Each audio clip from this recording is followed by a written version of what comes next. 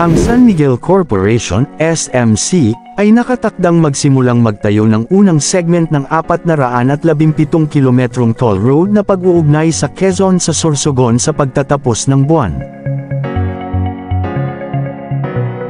At bago natin ituloy, kung ikaw ay bago pa lang sa aking YouTube channel ay huwag kalimutan mag-subscribe at i-click na rin ang bell icon para lagi kang updated sa mga bago kong upload video.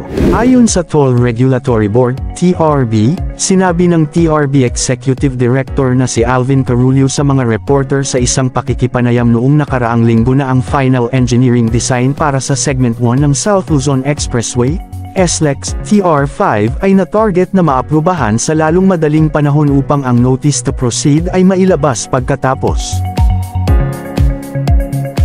Ang Toll Regulatory Board, TRB, ay nakatakdang aprubahan ang 328 bilyon pesos na halaga ng mga proyekto ng expressway ng bilyonaryong Ramon Ang, led San Miguel Corporation sa loob ng unang quarter ngayong taon, dahil ang conglomerate ay nagpapalawak ng network ng toll road upang mapagbuti ang koneksyon sa mga pangunahing hub ng ekonomiya. Sinabi ng TRB Executive Director Alvin Carullo na ang pag-aproba ay inaasahan para sa Northern Access Link Expressway, NALEX, Southern Access Link Expressway, SALEX, at ang unang segment ng SLEX Toll Road 5 TR5. Ang 152 bilyong pesos sa SALEX ay sumasaklaw sa 40.65 kilometro, na isinasama ang Shoreline Expressway at 3 Metro Manila Skyway Stage 3 Extension, lalo na ang C3R10 Quirino, at Buendia Corridors. Samantala, ang 148.3 bilyong pesos na NALEX ay magbibigay ng isang kritikal na link sa pagitan ng Metro Manila, Central Luzon, at Bagong Manila International Airport, NMIA, ng San Miguel. Ang unang yugto ay sumasaklaw sa 136.4 kilometro mula sa Balintawak hanggang Pampanga, na may isang nakaplanong extension sa Tarlac City. Ang TR5 Segment 1, na tinatayang sa 28.15 bilyon pesos, ay tatakbo ng 61 kilometro mula sa Lucena City hanggang Gumaca sa lalawigan ng Quezon, na nagtatampok ng 4 na mga interchange at toll plazas. Ang unit ng tollway ng San Miguel ay bubuo din ng 26.1 bilyon pesos, 66.74 km SLEX Toll Road 4, TR4, na magbawas ng oras ng paglalakbay sa pagitan ng Santo Tomas, Batangas, at Lucena City mula 3 oras hanggang 45 minuto lamang. Ang pagkumpleto ay na-target para sa 2026. Ang infrastruktura ay nagtutulak ay nakahanay sa mas malawak na diskarte ng San Miguel upang mangibabaw ang sektor ng expressway ng bansa. Noong nakaraang taon, nilagdaan ng kumpanya ang isang pakikitungo sa Metro Pacific Investments Corporation, upang magkasama na magtayo at patakbuhin ang 87.96 km na Cavite-Batangas Expressway at Nasugbo-Bawan Expressway. Ang San Miguel ay nagpapatakbo ng ilang mga pangunahing kalsada ng bansa, kasama na ang Tarlac-Pangasinan-La Union Expressway TPLEX, South Luzon Expressway, SLEX, Skyway System, at ang NAIA Expressway, NAIAX.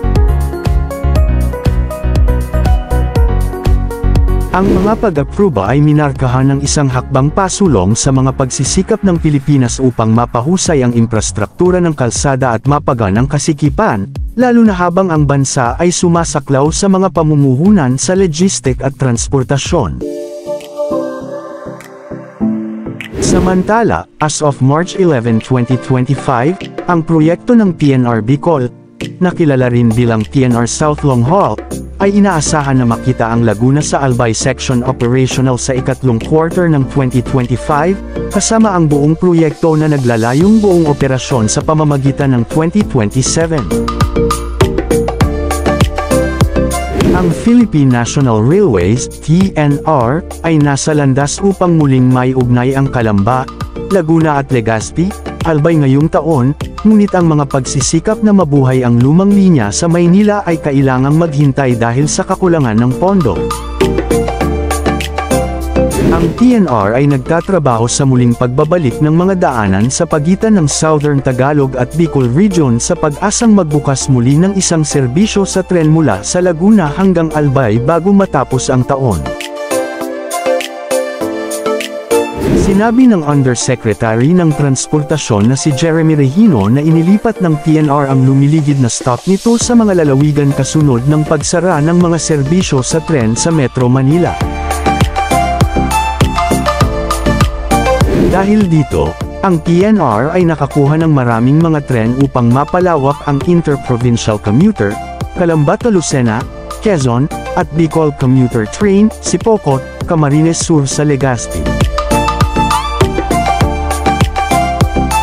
Ang layunin ay upang ayusin ang mga daanan mula sa Calamba hanggang Legazpi upang may link ang mga ito sa isang linya muli. Sa loob ng taon, tatapusin ng PNR ang buong linya. Ang ibig sabihin nito ay diretsyo, at gagamitin ng PNR ang mga lumang tren, mula sa Metro Manila, upang maglingkod sa Calamba sa Legazpi, sabi ni Regino sa isang panayam sa radyo.